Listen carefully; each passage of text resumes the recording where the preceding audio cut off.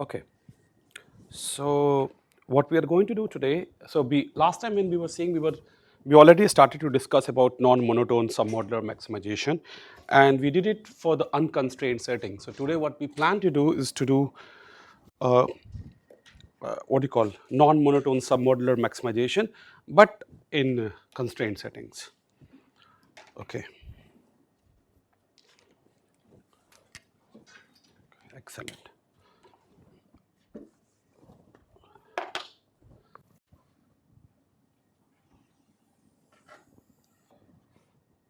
Maybe I took too long. Okay, doesn't matter. Yeah.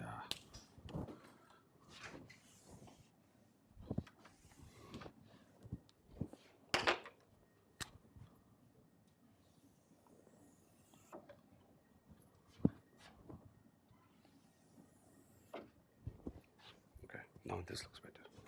Okay, so now what we are going to do is going to basically we are given a function from 2 to the power n to r positive. Okay, right. So it's a non-negative monotone function, non-negative non-negative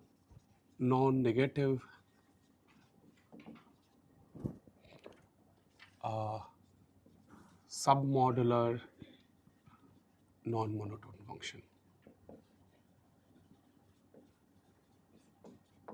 Okay, so this is the property of this function. And now, what do we want to do? Basically, the question which we would like to solve is basically find S that maximizes f of s under the constraint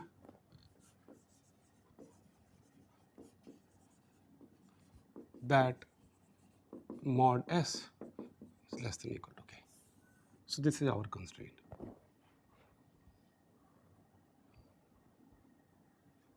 Okay, so this is, so if you notice, recall the greedy for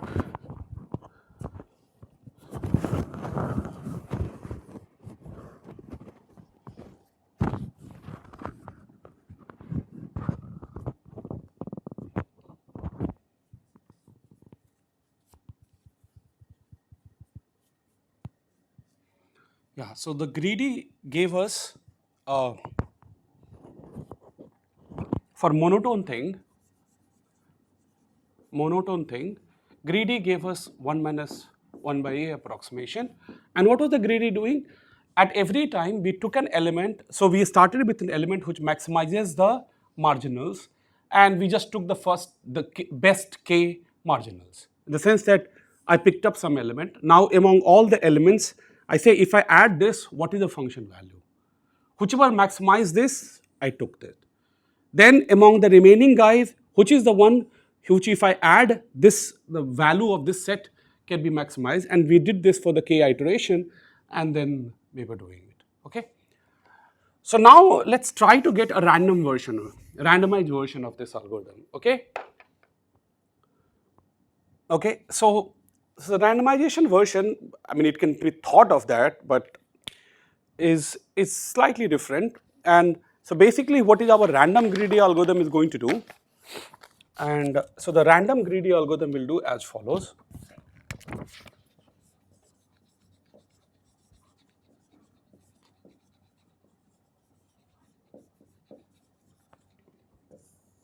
So basically what it does, again, we will do k iterations. Okay. In each iteration,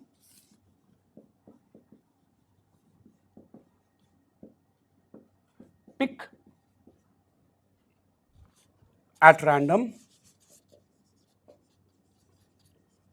one element out of k, one element out of the k, one element out of the k with the largest marginal contribution. Okay.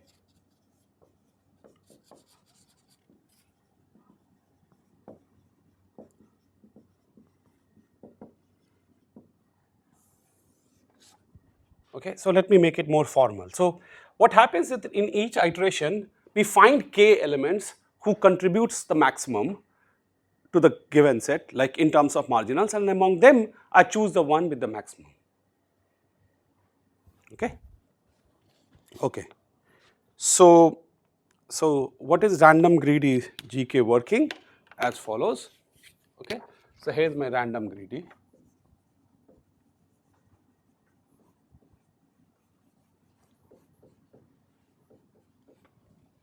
F of k. Okay, and initialize S0 is empty set. Second, for I equal to 1 to k, we will do as follows. Let Mi be subset of n minus f I minus 1, okay, be a subset of size k,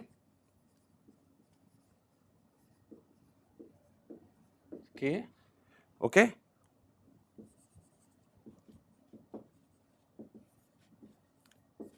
maximizing u in Mi f u Si minus 1.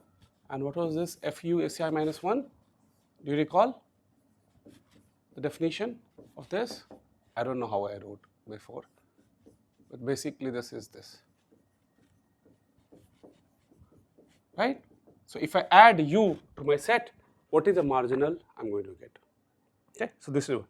So let Mi be a subset of size k which maximizes this, right? Which basically means that you fix your Si minus 1, for each element you compute its marginal and take the best k elements, right? And that will constitute your Mi.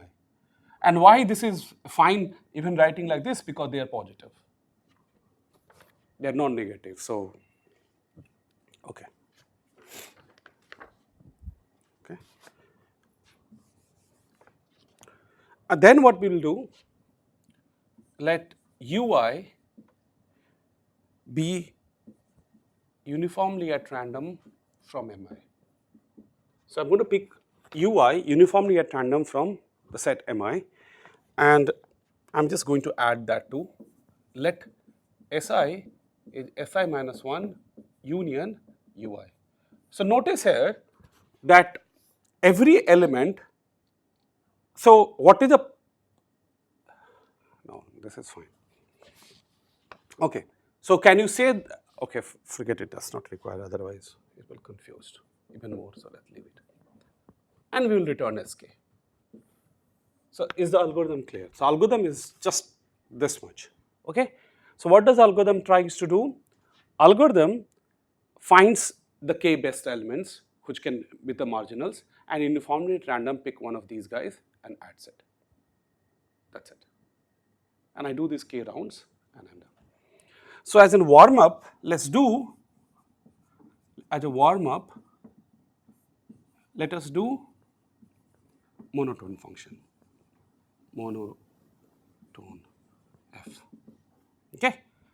And non-monotone is not too different from monotone, and it will also be slightly easier to understand and why we need certain kind of lemmas or proof. Okay. So let AI be the event. Okay. So how are we going? So I want to analyze each round, right? Each round, assuming that certain event has happened. So basically, what I'm trying to do, I'm actually at that round, I'm conditioning on whatever has happened before. Like I'm conditioning on my past or history, right? But history could be anything. So I will uncondition them later. So for now, once I fix the conditioning, it is like a deterministic event which is happening, or it is only, so think if you make a conditioning, then what happens? On the remaining element, things becomes random with respect to the remaining element. You just multiply with the probability mass of getting there, and that's it, right?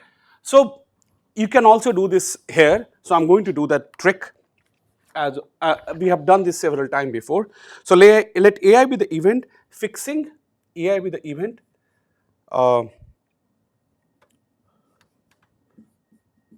fixing all the random decisions or random choices or whatever you want to say, decisions up to iteration I. Okay, including.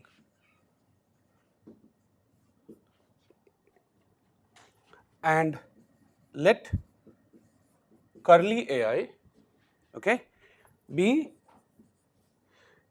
the set of all possible AI events.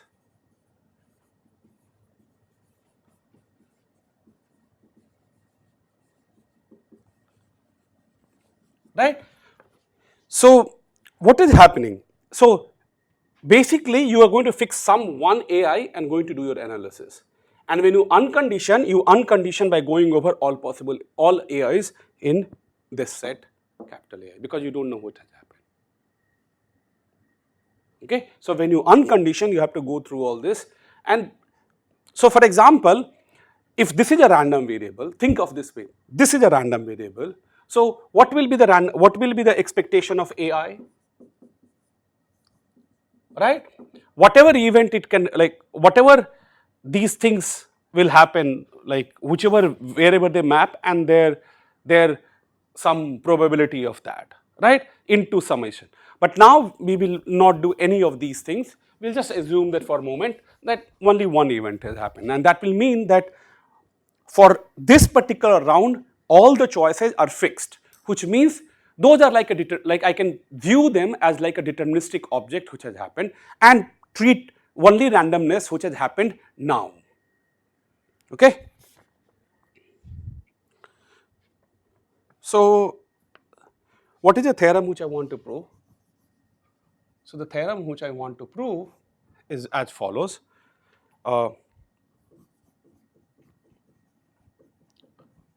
Approximation ratio of greedy of random greedy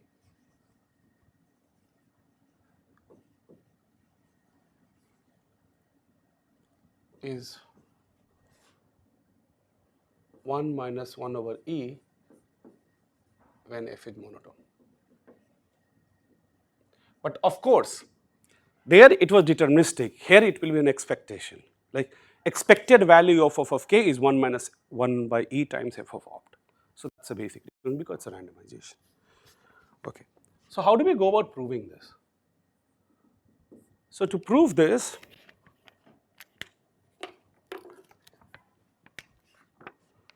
okay, let's fix some I between 1 to k. Okay, just fix. And an event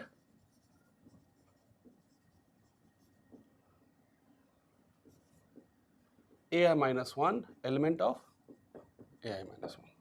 Okay, and I fixed an event, small event ai minus 1. So all the probability, expectation, and random quantities in the first part of the proof, random quantities in the first part of the proof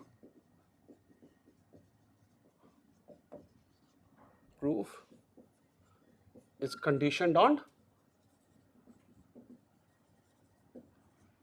ai minus 1. Okay, which in other words, this basically means, as I have been telling you from that time, is that so fix random choices of algorithm in first I minus 1 iteration, okay, and consider the distribution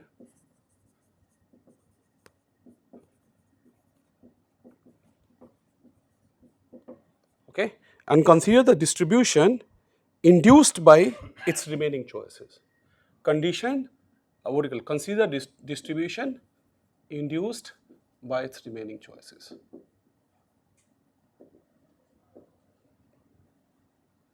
Right? This is exactly what we do when we do conditioning. Oh, if this event has happened, what is the probability? So probability of something given something is that itself gives you a probability space on condition on this. For example, if I tell, oh, first thing which came was 1, given that the first thing came 1, what is the probability that the sum is 6?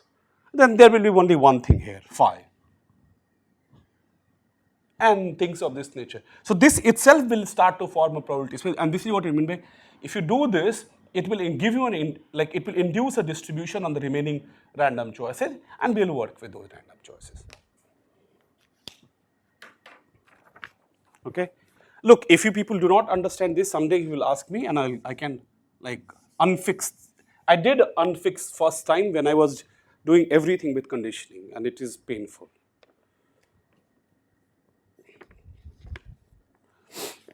Okay. Now, consider a set.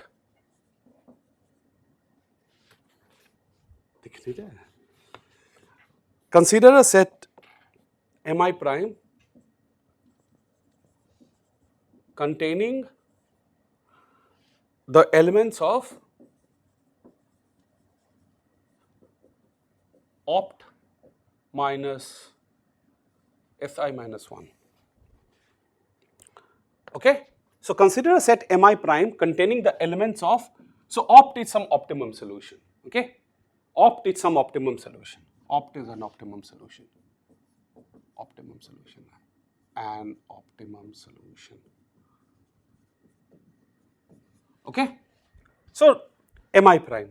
But I'm going to make a small assumption, first of all, is that we have enough number of dummy elements. Okay? We have like roughly 2k dummy elements, or 10k, doesn't matter, 2k dummy elements. What is the meaning of 2k dummy, or in the beginning we can just add these 2k dummy elements. What is the utility of this dummy element? So for example, look at any x subset of these dummy elements, okay? Then f of z union x is f of z. So they do not add anything to this. Their marginals are 0. I can assume in the beginning that I have such elements, otherwise just add. It wouldn't change anything for my problem, because they add value 0 to each other. Okay? It is just to make life easier. It's not something to further analysis. Okay? So consider a set mi prime containing the elements of opt minus s minus y plus enough dummy elements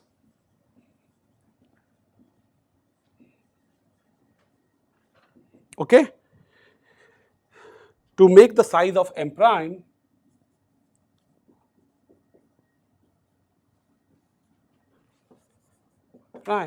exactly equal to k. Okay?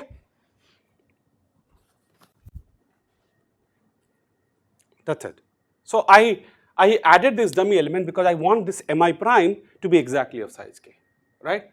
And because opt minus si, maybe si minus 1 does contain some element of opt already. So opt minus si prime si minus 1 may not be of size k, right? But I want so that the proof goes through in a much cleaner way. So you can always assume that there are some enough dummy elements in here, and these do not change the optimization function which we are looking for, because they don't add any value to it.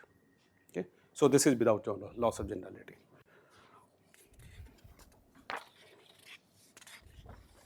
Okay.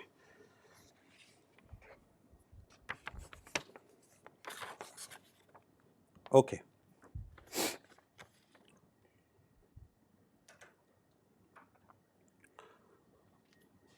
So what are we interested in? Let's see if we agree to this.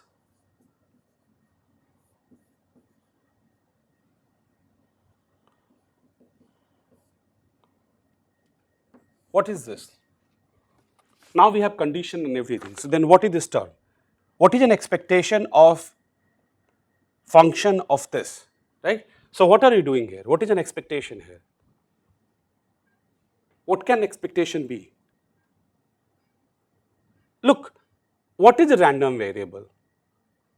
What is a random variable? Si minus 1 is a random variable, right? And what is my random, like not random variable, I shouldn't say f is my random variable, this is some random quantity, right? So as Si minus 1 changes, the function of that value will change, right? So this function is a random variable, like f of ui Si minus 1 is a random variable, right?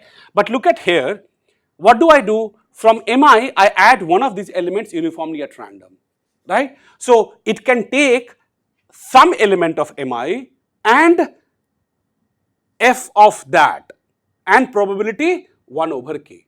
So what are the possible candidate for, what are the possible candidate for this? Look, it can either take value, so look at, suppose if my mi was something a, b, c, d, what are possible values of Si minus 1? Si minus 1 union a, union b, union c, union d, and I know that it takes this with probability 1/4, 1/4, 1/4, 1/4, and their value is given by f. So this is nothing but, expectation is nothing but 1 over k. Look, and this is where conditioning is helping, right? Because I do not care about what happened in the past, right? All I care about, like I'm just treating that, oh, now Si minus 1, oh, everything, whatever has been added to Si minus 1 was like, is a fixed object for now, right? And now only thing which I'm adding is this ui, right? So I have reduced my, what do you call, I have conditioned that everything happened with respect to 1. So now I can just vary things with the choices in this step here. And that is why I can say this is 1. Otherwise we had to condition on ai minus 1 and then we have to do accordingly. Okay. So u in mi f u Si minus 1. Agreed? This is what it is. So this is a probability and this is a value of this random variable. Right? So this is my random variable, these are the possible values and this is its probability.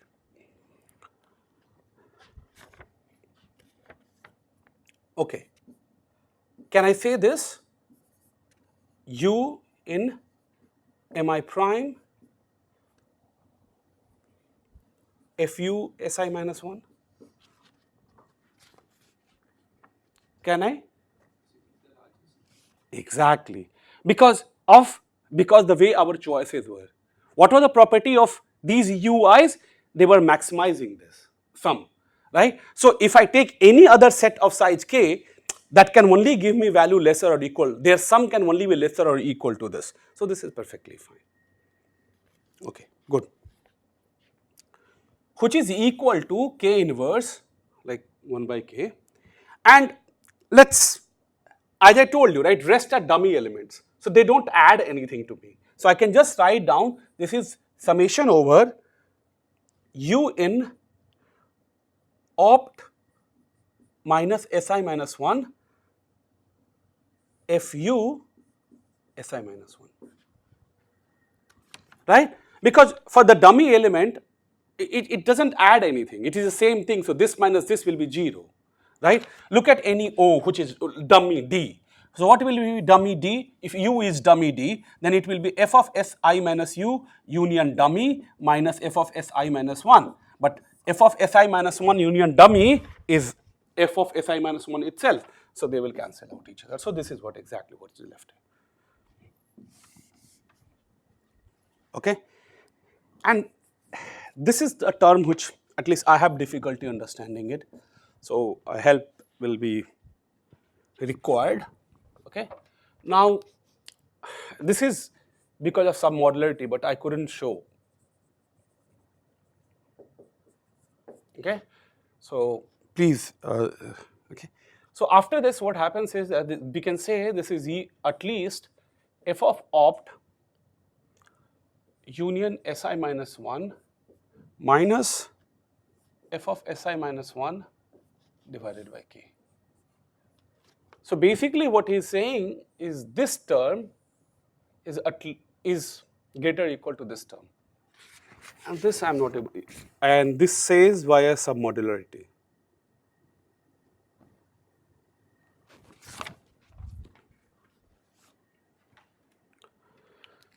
And this I had difficulty understanding, like from here to here, like what kind of submodularity we apply. It might be something very simple, but it's just that I did not see a proof for this. I spent a lot of time, but I did not see the proof for this.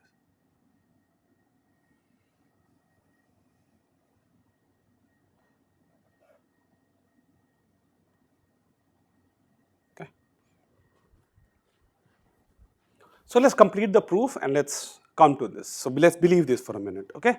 So let's believe this, okay? So this step, we don't know, okay? And but something very, now what can I say? Our f is what?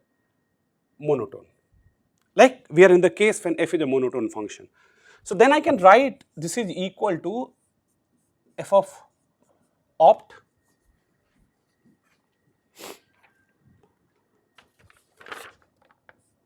minus f of Si minus 1 divided by k because of monotonicity. This is because of monotonicity, right? This is this.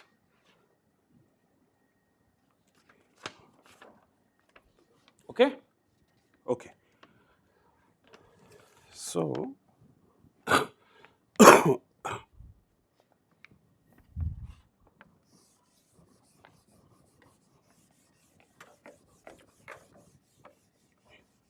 now I want to unfix this event ai minus 1. Okay? What will we get?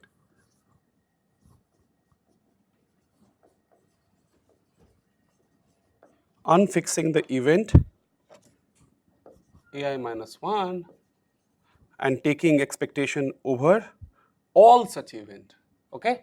Unfixing the event ai minus 1 and taking expectation over all such events. What will we get? What do you think we'll get?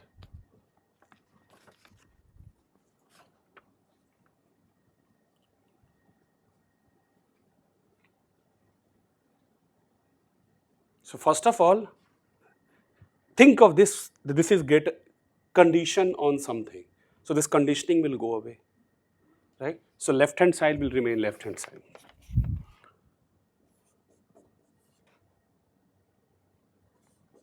Okay, so it is like, you can also think of this way. What is an expectation of x given y is another random variable is summation over what was that? X given y equal to y and probability y equal to y.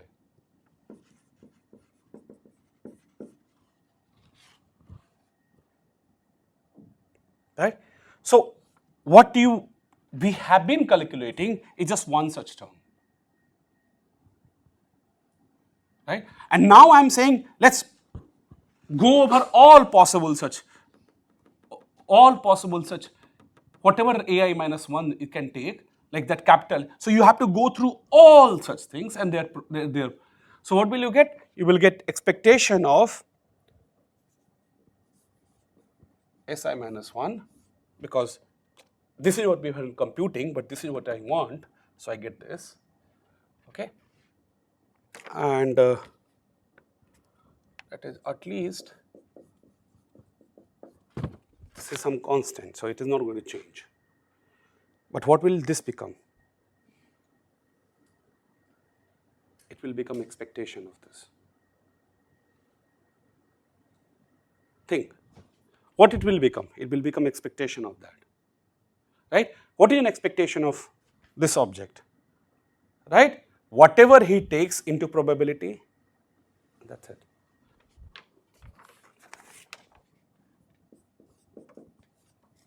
So I'm just applying this. There's nothing more funkiness happening, right? So what will be like? So if I think of that as a random variable, then what is an expectation of that random variable? Expectation of that random variable is whatever thing he takes and its probability. That's it. And so this is exactly of the form this. So minus expectation of fsi minus 1 divided by k. That's it. So it's not some big magic. You can always condition. So please, this is an important thing to learn when you are doing history dependent analysis. So these are history dependent analysis. Okay. So for example, so in history dependent analysis, if we can like get them off, sometimes you can't do it, but sometimes you can. If you can, then you just condition on that and then you remove the conditioning. So this is a trick which I think now I see more and more being used in most of the randomized algorithms of this kind. So, and at least in the beginning I did not understand why it was happening or what it, but actually this is what is happening. And since you replace with expectation, the probability is being taken care of. Otherwise, no. Okay. So given that we are done with this, okay, we can rearrange this and we can get this. This is like after this there is no more signs happening here. Okay, we can I'll show you how to rearrange this, and we will get 1 minus 1 by e from here. Okay, it's just a matter of rearranging them. There's nothing scientific. Okay, so this is the only thing which I do not know. So if you see, okay. So now let's try to rearrange. Okay. So what is this quantity?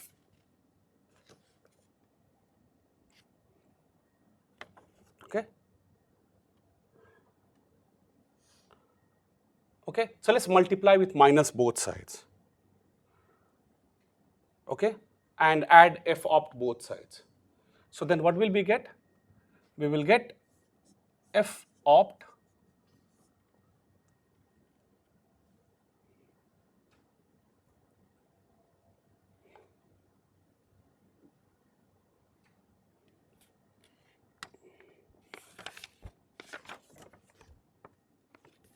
I hope I have done rearrangements correctly. Okay, wait.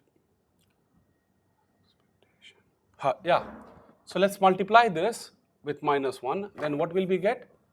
We will get expectation of f si minus 1 minus f of opt, agreed, by k is at least, now let's, I also add plus f of opt both side.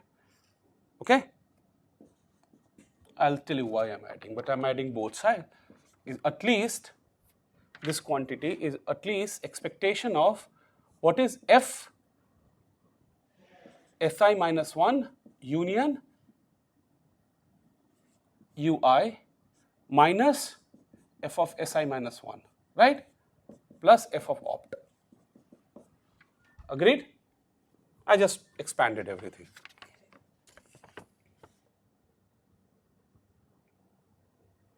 Is this correct? What?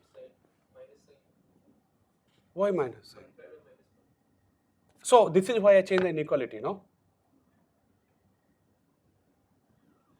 I multiply with minus 1, so I change the inequality. So like these guys, oh, you mean this one? No, that's why I'm saying minus of expectation. Here. Oh, you mean this? Okay, fine. No, you're right. Okay. Okay, you're right. Okay. But I can write this equal to, because I can take because of linearity of expectation, I can write it that as expectation of f of s I minus 1, right, minus f of expectation of f of Si plus f of opt, right? Because of this minus will become plus, and this minus is minus. Okay. I mean, nothing much should be happening, but okay. No, I added f of both sides. So, I mean, these are nothing. I added both sides to make my computation go through. Like, just for calculation, this is nothing more. I didn't understand your question. I added f of both sides. No, minus expectation of f opt, because by the linearity you have taken the expectation of So expectation of f opt will be f opt itself. no. I'm just curious to that. Shouldn't it be minus f opt Where? on the right hand side? Why? Forget about this term. This is what we wrote by multiplying. Forget about these two terms. This is what we got from multiplying with minus 1. Then I added same quantity both sides. I mean, maybe I'm wrong, but I doubt. Okay? That implies, okay? So we want, okay, so we want something. So let's look at where is f opt. Here is f opt. Okay, great. So f opt, here also we have an f opt. So f opt minus expectation of f of Si, this two quantity, right, is less than equal to, okay, I will move this the other side, okay. So is less than equal to, if I take this, what will I get? I will get expectation of f of Si minus 1 divided by k plus f opt minus f opt by k minus or plus, yeah, no, I will get this. Is that fine? Right? I left these things and moved everything the other side. Okay? But this is equal to, I can take this common from here, then I will get 1 minus 1 by k times expectation of f of Si minus 1. And from here, I can get 1 minus 1 by k times f of opt.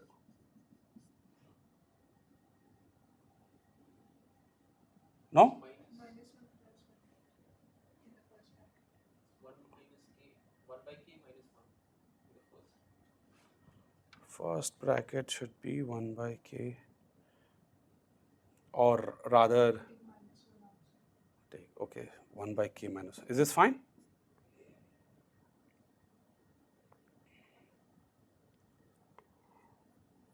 Okay, let's see. So what do we get?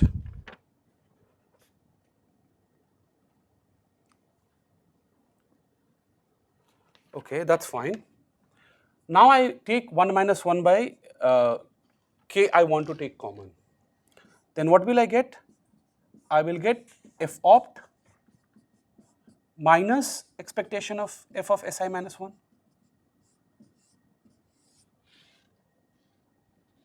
Right? Because I have taken this, so this is minus, so this becomes minus. Okay. So what did we get? F opt minus this is less than equal to 1 minus k times this. Now you could have applied inductively with respect to this, and what you will get? Or like now for this, apply again the same thing. You can get what? You will be able to get, or you just sum all the inequalities or whatever you want to do. It doesn't matter. You sum all the, but just substitute it here. So what will you get? 1 minus 1 by k, and from here what will you get?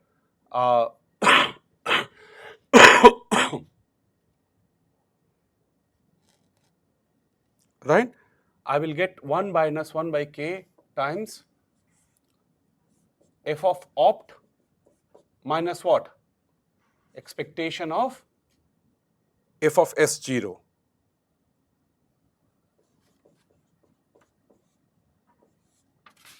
Agreed?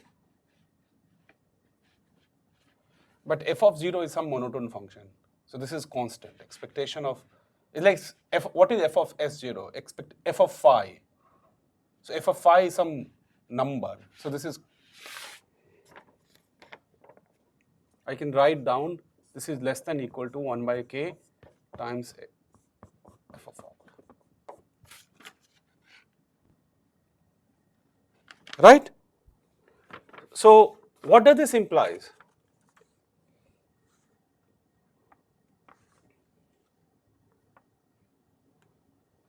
Right? So what does this implies? Expectation of f of sk is how much? I take this other side, right? Is at least 1 minus 1 by k to the power k times f of opt. This is what is there, right? Because I take everything this side and move them this side, right? And this is your 1 minus 1 over e times f of opt. Okay. So two things which I couldn't do it for you is one, this. I could not do it. I don't know how to handle this.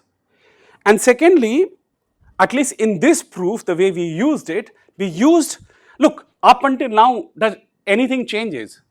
If I would have been doing non-monotone function, not monotone. Only thing which I cannot do is that after this to this, I cannot write. This I could only say because of non-monotone. So if I, and this is what provided us some sort of lower bound on the solution, right?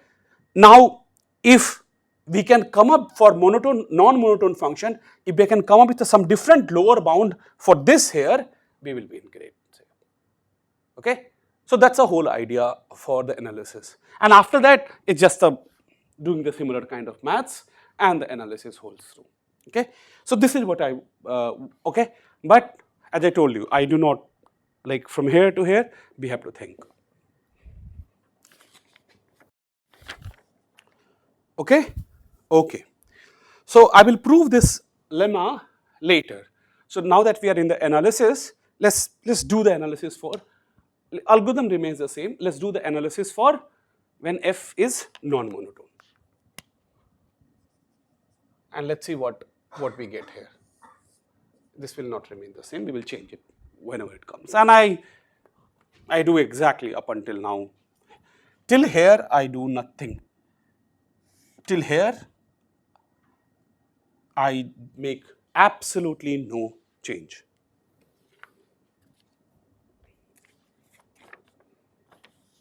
Okay?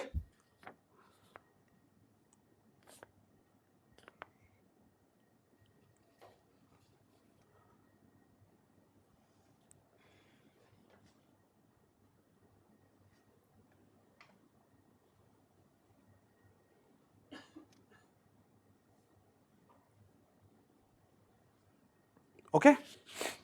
Okay? So let's leave it here. For now, I mean, this is not possible to, I mean, up to here it is fine, but beyond that, it is not fine. I mean, this proof wouldn't go through. Okay? So we need to do some changes to the proof, like to get this lower bound and everything, and then we'll come back and fix this up. Okay? So let's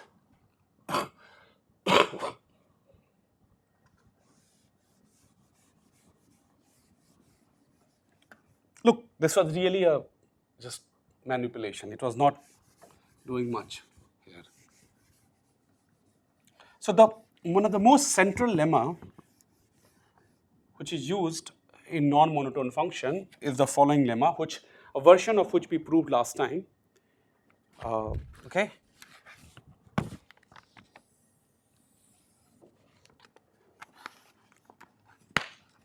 Okay.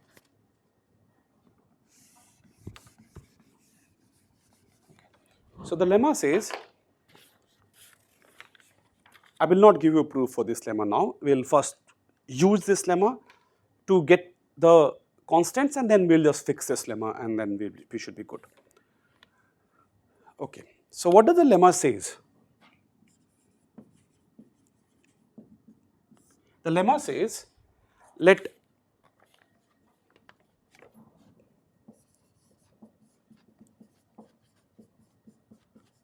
B, so now I am not assuming that it is like any like non-negative or nothing, be a submodular function, be a submodular. Define, remember A of P, we were, the first algorithm I talked to you for unconstrained maximization was that we took random subset with probability P, and actually P was half, and we showed that that has a very good probability, like expectation was very high, expected value was at least 1/4 of the optimum, right? But there we were choosing every element independently and with the same probability, okay?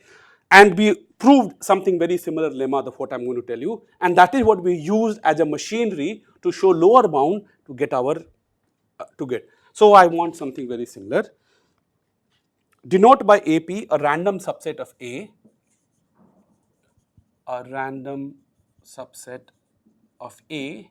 okay, where each element appears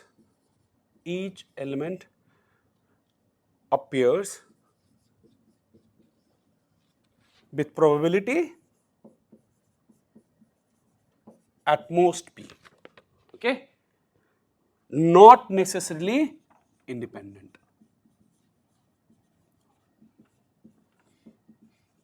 So they could be independent, okay, but the maximum with the probability P for which this element goes inside is upper bounded by P for every element. That's all that I'm going to use, okay. Then what it says is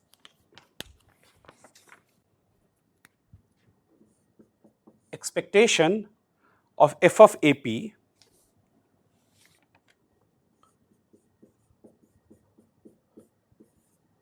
okay is at least 1 minus P times f of empty set.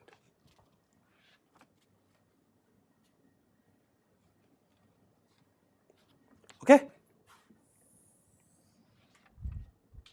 So we'll get to this proof later. I mean, how it is useful at all. I mean, all you are saying is like f of phi, right?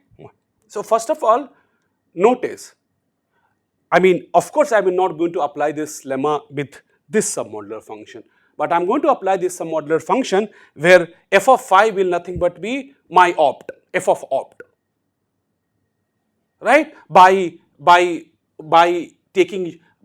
defining another submodular function g, which is nothing but takes same thing but adds opt to everything, right?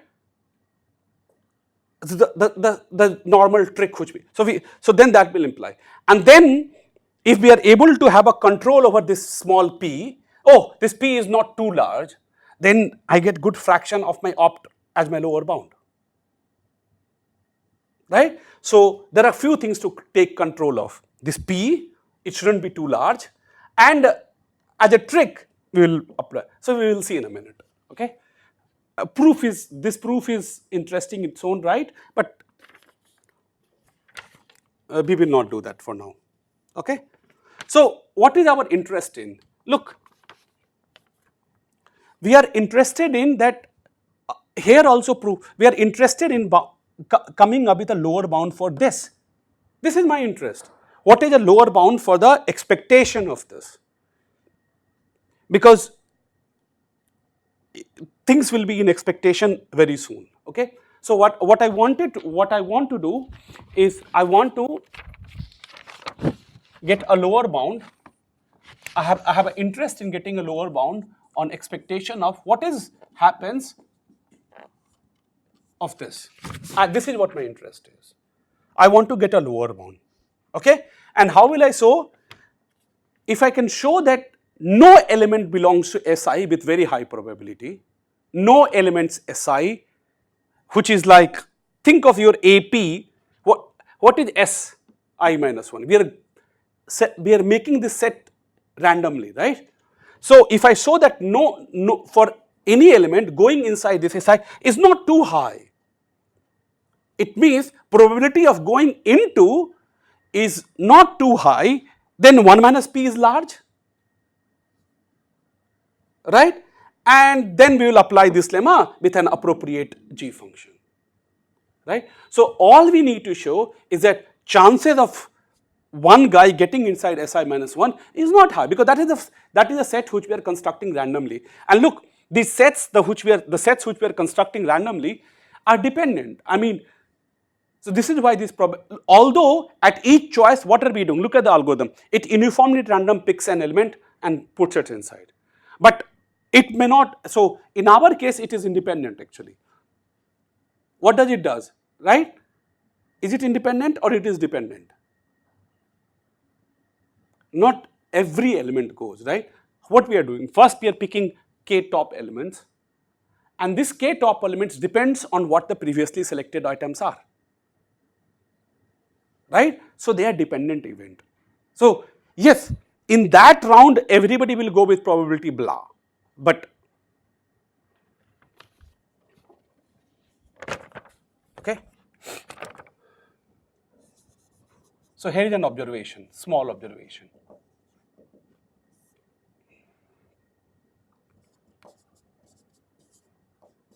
Zero to k,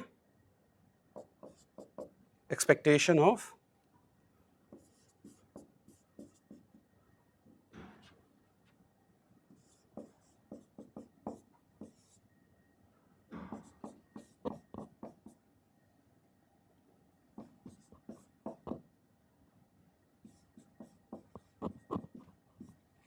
f of.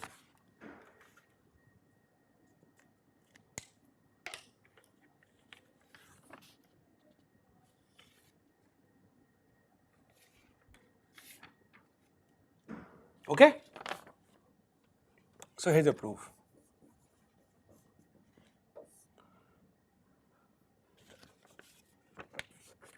So in each iteration, let's ask ourselves, in each iteration of the algorithm, each element, like in each of this iteration, what is the probability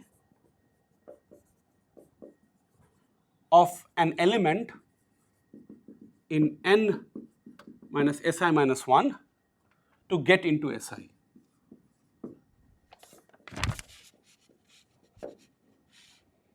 So let's say, what is the probability that it stays outside of Si? So there are two things. Either you did not select him in M, then what is his probability of staying outside is 1. No way he is going to go to Si. Okay? And if you chose him in M, then what is the probability that he stays outside is at least 1 minus 1 over k.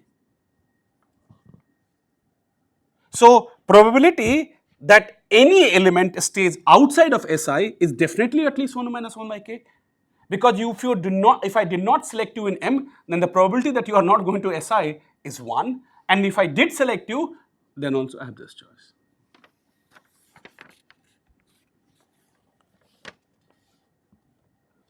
Okay.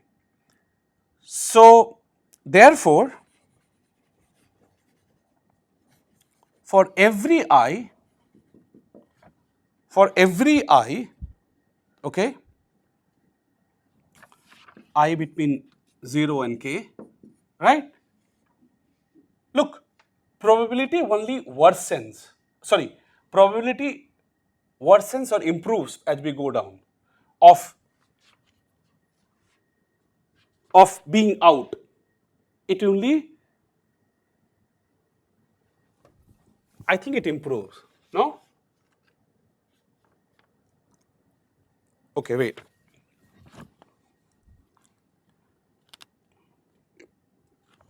Therefore, for every I between 0 and k, each element belong to Si with probability at most how much? 1 minus belong to Si with probability at most 1 minus not belonging. Okay. So if the not belonging is at least 1 minus k, 1 minus k,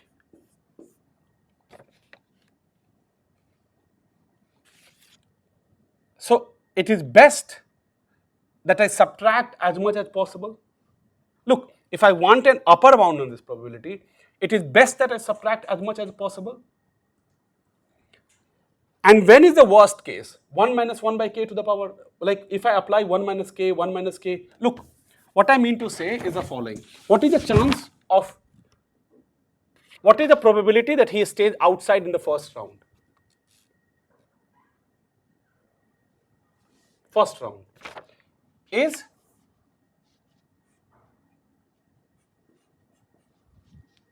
one.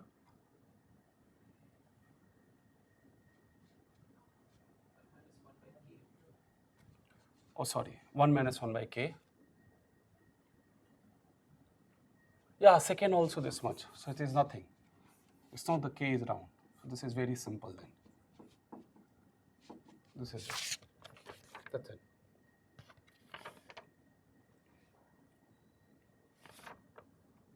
In fact, this because it's SIth round. Look, you remain outside in every round with probability 1 minus 1 by k. So you remain outside in what is the probability that it remains outside of SI? Means it remained outside in the first round, second round, third round, because you are not deleting any element, right? So it remained outside. If you remained outside in SI, you remained outside from S0, S1, S2, S3, S4, S5 up to SI, right?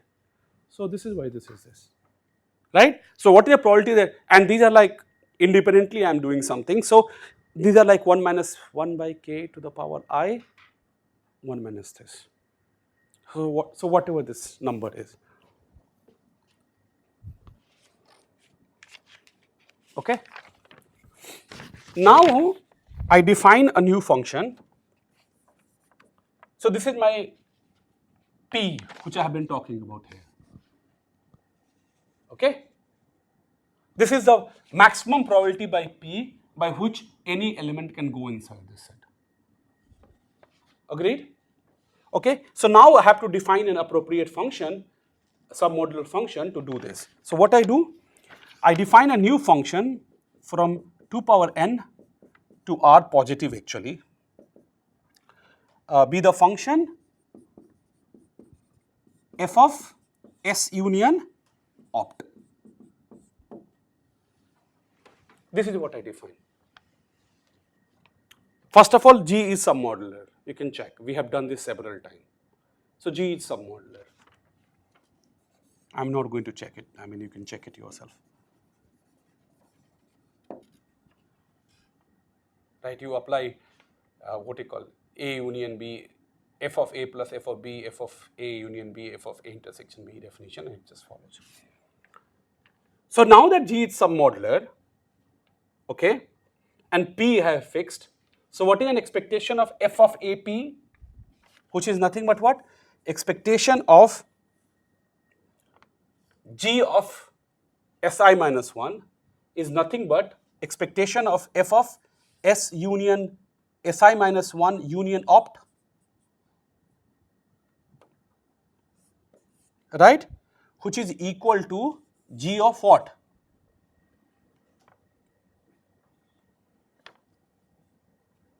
What is this? F of, this is what we are interested in, but this is G of Si minus opt.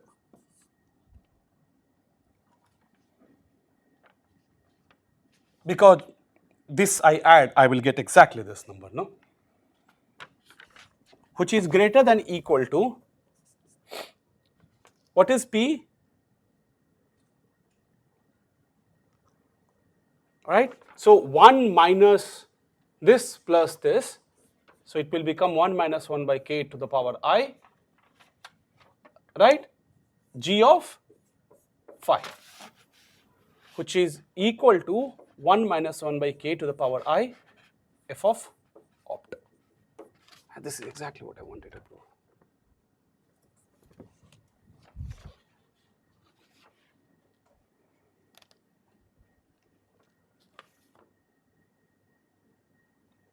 Okay. Now notice, last time we lower bounded this in the monotone sense with f of opt. But now we don't have. It means this function is also a random variable because si minus 1 is random. Si minus 1 is random variable. So now if I take unfix the event ai and get everything, what will I get? I will not get anything. I will get here same thing but with expectation. Expectation of f opt union si minus 1 minus expectation f of si minus 1. Okay? And now I would like to use this lower bound here, which I just proved on this.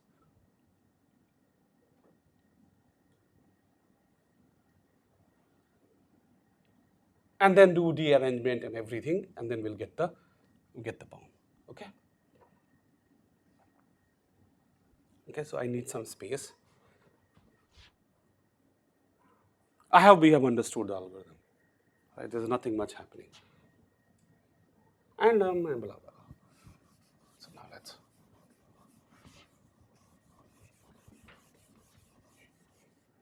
No, this lemma we need, right? We have not proved this lemma.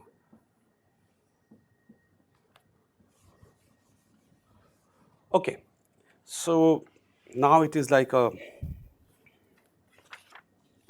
no, it doesn't look that bad actually.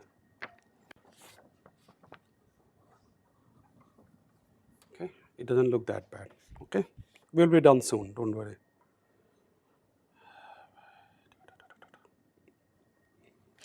Okay, so now I can say, so let's just till here.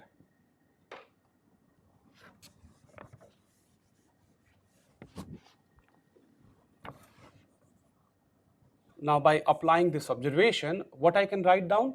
This is greater than equal to, I can write down 1 minus 1 by k to the power I minus 1 f of opt, right? Expectation of f of si minus 1 divided by k. Agree? Okay, so this is all that I wanted to write. Now by induction,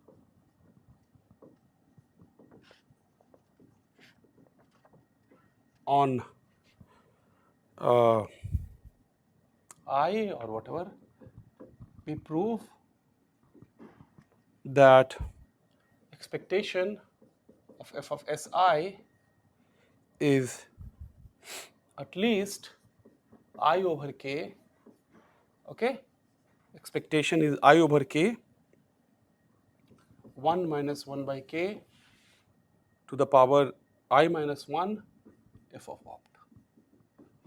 This is what I want to prove using induction from here.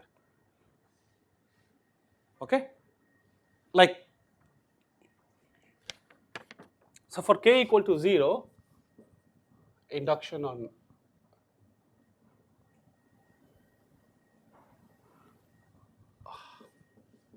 for I equal to 0, this, what is an expectation of f of si? Is f of s 0, right? It is going to be 0.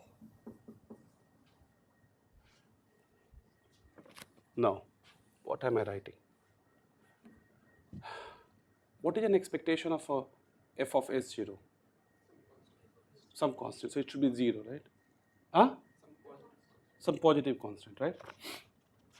Is it? Yeah. So that is basically expectation of f of S0 is basically f of S0. No? Right? And that we know that function is non-negative, and hence this is greater than or equal to 0, and right hand side is 0 anyway because I is 0, so whatever it is, this is 0. So this is fine. Okay. So now let's assume that the claim holds for every I prime less than I. Okay, and now let us prove for I equal to. Let us prove for I greater than 0. Okay, this is really a computation. It's like इसलिए लिख के लाना पड़ता है, नहीं तो मतलब मेरे से तो ना होगा. Expectation of, okay, so if expectation of f of Si is equal to, you will see why am I writing this, Si minus 1 plus expectation of f ui Si minus 1, right? Because what is this? This is equal to this minus this. This is equal to this minus this. So I have moved the other sound. Okay? Okay.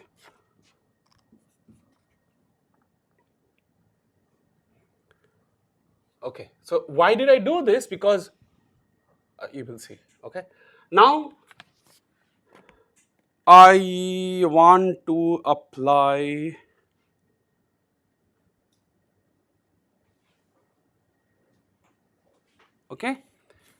I want to replace this quantity by this quantity. Look here, I have computed this. So expectation of f of Si minus 1 plus, I can write down this 1 minus 1 by k I minus 1 f of opt minus expectation of f of Si minus 1 divided by k. Okay. Here I can apply induction hypothesis. So this is greater than or equal to, by induction hypothesis, what is this?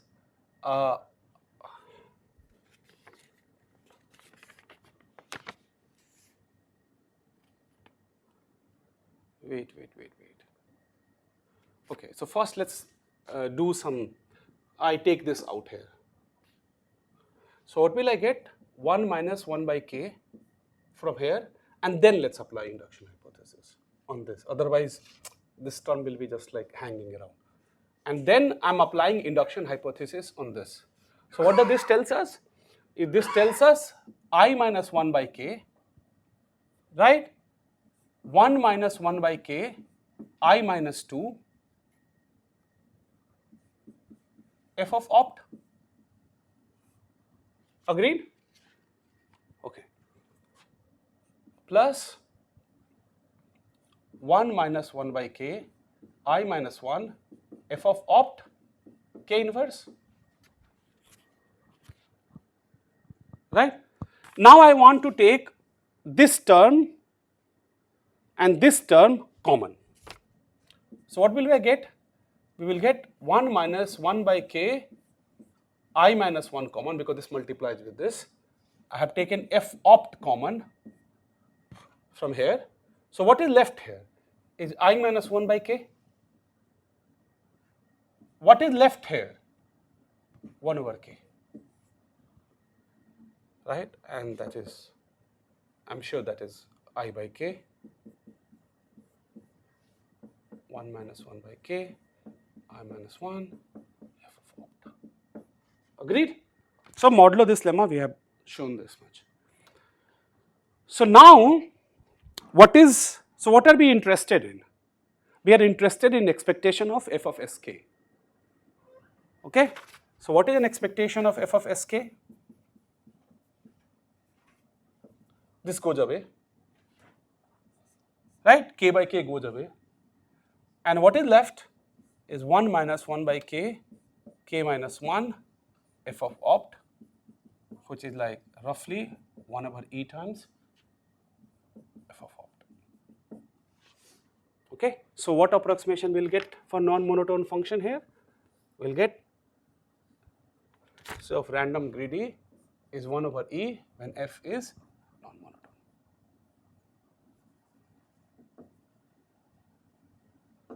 Okay, all good?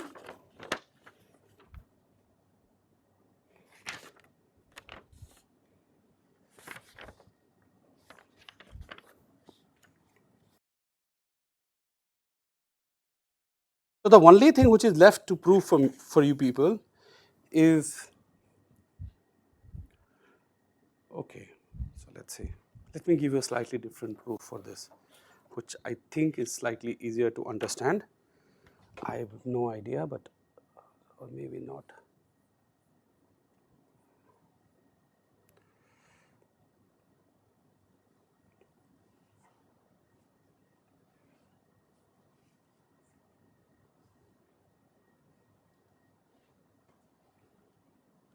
Okay, let's try.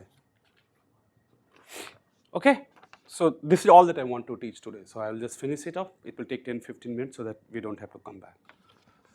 Because speaking more than 2 hours, it's like my throat like gives away completely. Okay, so can I rub all this, because now we have understood everything. So all that boils down to is proving this helper lemma. Okay,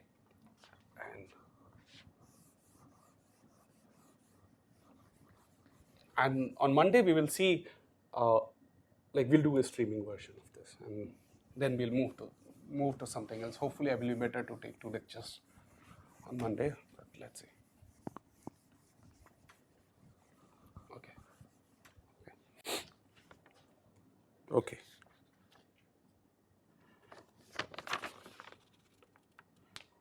Okay. Let us sort the elements of A. Look, where each element appears with probability P. Okay. Sort the elements of A in a non-increasing order. In a non-increasing order, okay, of probability to be included in, please learn this lemma. This is like a heart of most of this. Like we will also use this lemma next time when we will be doing streaming algorithm. So I mean, for the proof, it is important that we know this lemma very well. Okay, because why? Look, this is what gave us a lower bound, right? So I mean, it looks a very innocuous lemma, but it is like you look at any paper of non-monotone submodular, like people prove some version of this, and the proof is almost same, identical all the time. So it's just mimicking them. Okay. So in other words, what are we doing? Okay. In other words, we have U1, U2, UA, right? There are these elements, and for every 1 less than equal to I, less than equal to J, less than equal to cardinality of A, probability, okay, that Ui belongs to A of P is greater than equal to probability Uj belongs to A of P. So this is what this ordering is.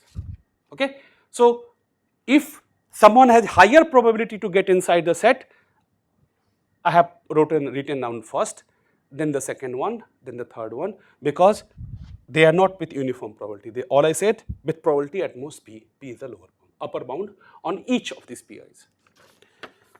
Okay. Let xi be the, let xi be the identical random variable, sorry, yeah, indicator random variable, not identical random, indicator random variable, okay, that such that ui is in AP. So it takes 0 or 1 based on whether ui belongs to AP or not, okay, and that's it. Probability ui belongs to AP, let's denote this by probability pi, okay, and let AI be the set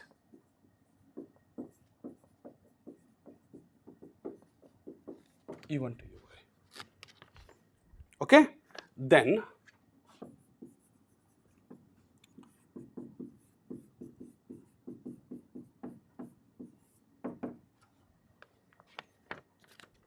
let's see if you can.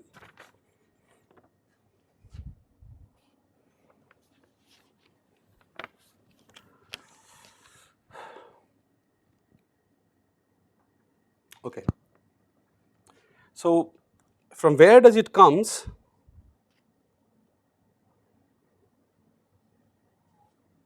Okay, you will see in a minute. Okay, maybe I should. I think I don't know how to say this to you, but let's say. Okay, let me write it down. F of AP is just some set. Okay, I'm going to write it down as f of phi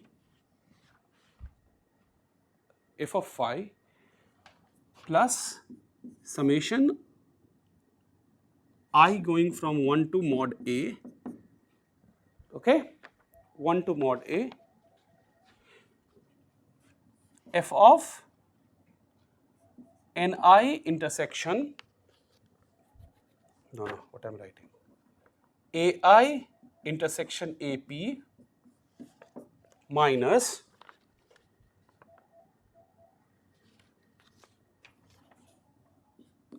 f of AI minus 1 intersection AB. Do you agree to this? Let's look at the elements. Look, this is a telescopic series. This is a telescopic series.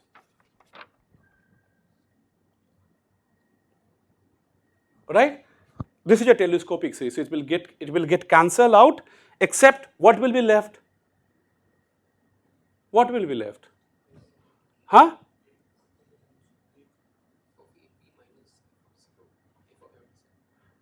But that will get cancelled with this, right? So all we get is f of AP. Right? Okay. So basically, I want to take expectation of this. Okay. So let's do it this way, because otherwise maybe I think my proof is a little bit not nice. Okay. So I take expectation of this quantity. Okay.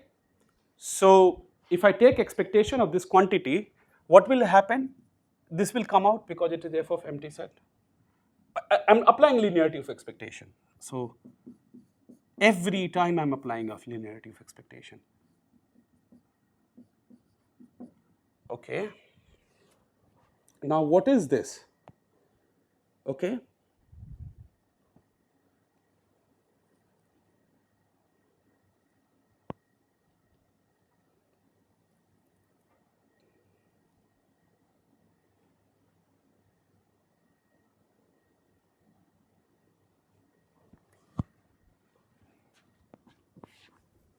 Can I say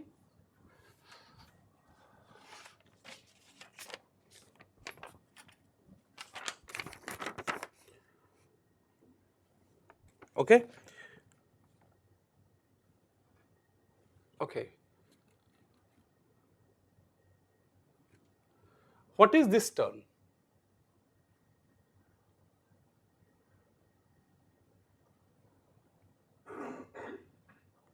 Okay. So what I want to say, look at a particular term, right? What does this gives you? What does this particular term gives you? Either, what does this tells you? AI intersection AP, AI minus intersection AP. Whether the element UI, what is this set? Like, what is this set AI intersection AP? Like, either this is 0 or 1 based on what? Right? Whether AI is equal to AI minus 1 or not. Right?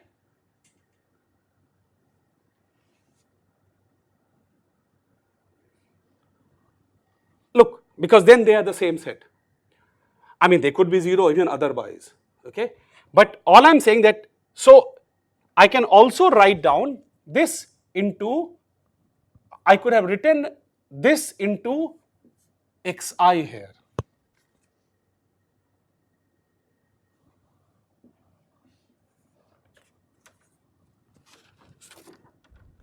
Whatever I wrote before, I could also write xi there. Because what does xi tells us? Whether it is 0 or 1 based on whether ui belongs to AP or not. That's it. So look, forget about expectation. Even before taking expectation, I could multiply. These are like indicator variable whether some element appears or not. Right? That's it. Right? So either this is 1 when this element goes, then I don't know whatever this sum dictates. When it is 0, it has not gone, then definitely this is 0. So this is fine.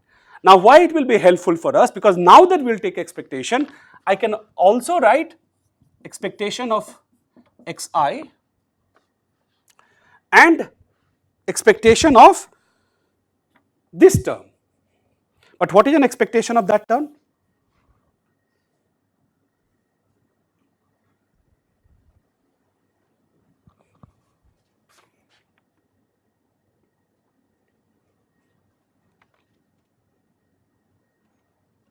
What can I write this term to be? Can I write something else this term to be?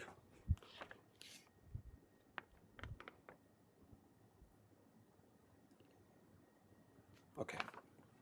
Can I write this term to be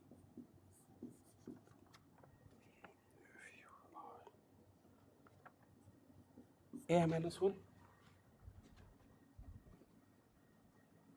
Let's see why.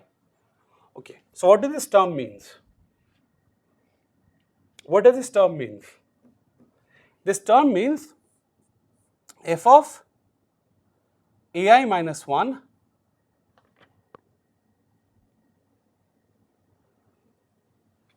right? F of AI minus 1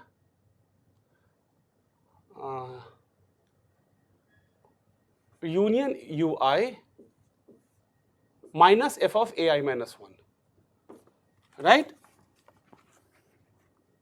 Are they same thing? Huh?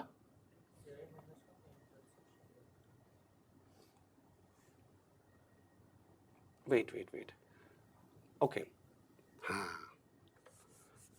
So what I want to do,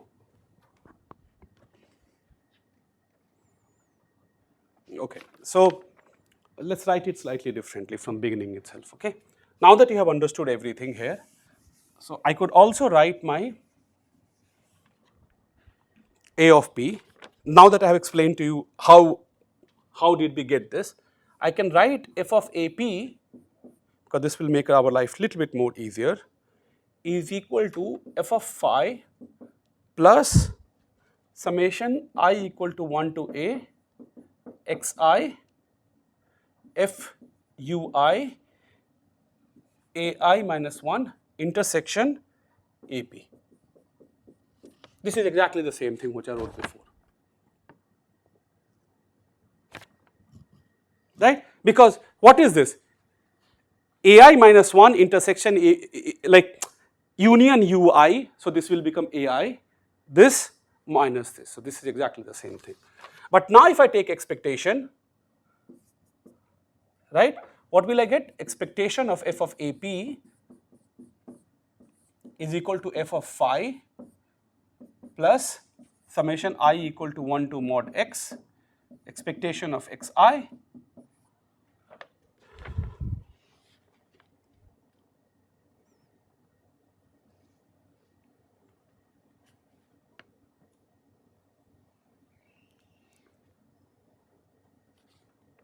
right?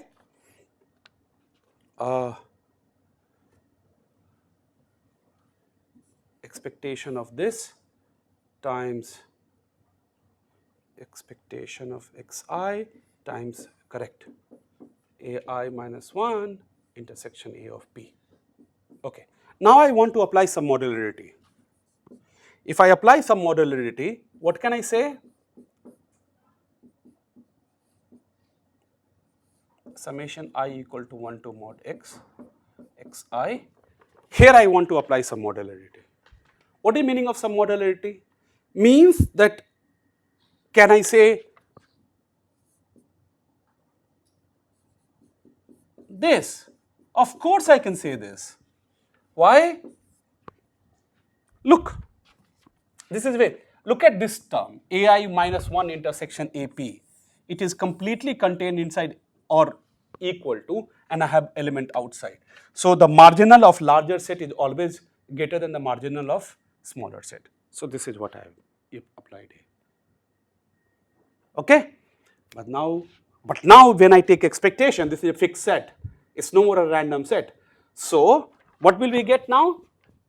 This is what I wanted to convert to. So f of phi summation I equal to 1 to mod a expectation of xi times f of ui ai minus 1. That's it. Okay.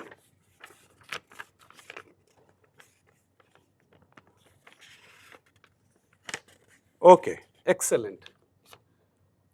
This is equal to f of phi, okay, summation I equal to 1 to a, okay.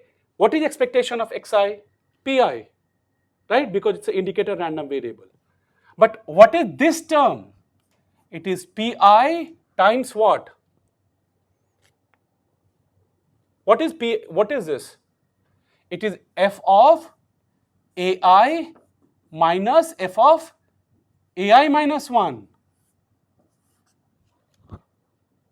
Do you agree? This is exactly what it is. Okay. So now I can rewrite this whole thing. I can rewrite, and I can rewrite. Okay. So let's use some other place. I mean, why? We just need one more line, and then we are done. Okay. So where are we? We are there. Okay. So this I can write it down as f of empty set plus p1 of f of empty set plus summation I going from 1 to mod a minus 1. Okay, I'm just collecting f of ai minus 1 from once it appears positively, other it appears negatively. I'm just doing, and I'm taking this pi.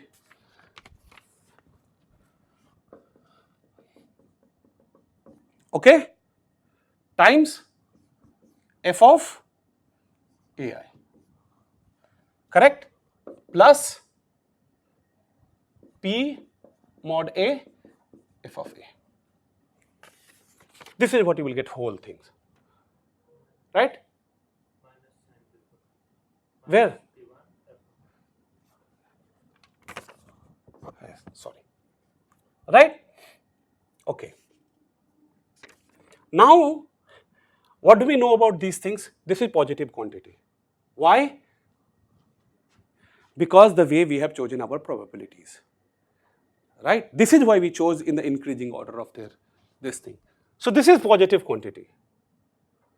Like this is not negative quantity. This is greater or equal to 0. This is also greater or equal to 0. Why? Because we have a non-monotone, like non-negative function. So, which implies this is 1 minus p1 times f of empty set. But that is greater than equal to 1 minus p times f of empty set, because p is a lower bound on this.